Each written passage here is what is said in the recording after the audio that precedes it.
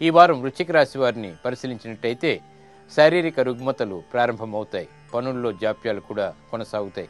గతంలో తీసుకున్నటువంటి దూకుడు నిర్ణయాల ద్వారా సమస్యలు తలెత్తుతాయి. విదేశీ సంబంధిత లావాదేవీల విషయంలో పేచీలు కూడా ప్రారంభమవుతాయి. ఆర్థికపరమైనటువంటి అంశాల్లో ఆచితూచి తీసుకున్నటువంటి నిర్ణయాలు మాత్రమే ఉపకరిస్తాయి. ఆరోగ్య క్రమశిక్షణ లోపిస్తుంది. పెట్టుబడుల ద్వారా కూడా ఆశించినటువంటి ప్రయోజనాలని త్వరితగతిని పొందలేకపోతారు.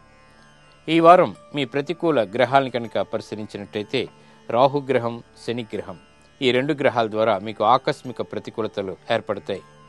ఈ దోష నివృత్తి ప్రక్రియను కనుక పరిశీలించినట్టయితే మహాదుర్గకి కుంకుమార్చన చేయడం ద్వారా ఈ దోష నివృత్తి ఏర్పడుతుంది. శుభ ఫలితాలు పొందగలుగుతారు.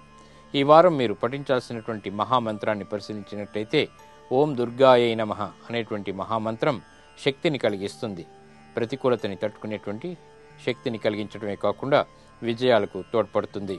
ఇక ఆవు పాలు, ఆకుకూరలు ఈ వారం మీరు దానం చేయగలిగితే విజయాలు దగ్గరవుతాయి. ఆర్థికపరమైనటువంటి చిరాకులు దూరం అవుతాయి. ఇక ఈ వారం మీరు ముఖ్యంగా చేపట్టవలసినటువంటి కార్యాలని పరిశీలించినట్టయితే ఉద్యోగ సంబంధిత మార్పులకై చేసేటువంటి ప్రయత్నాలు, అలాగే ఉద్యోగ ప్రయత్నాలు బాగా కలిసి వస్తాయి, ఆనందాన్ని కలిగిస్తాయి.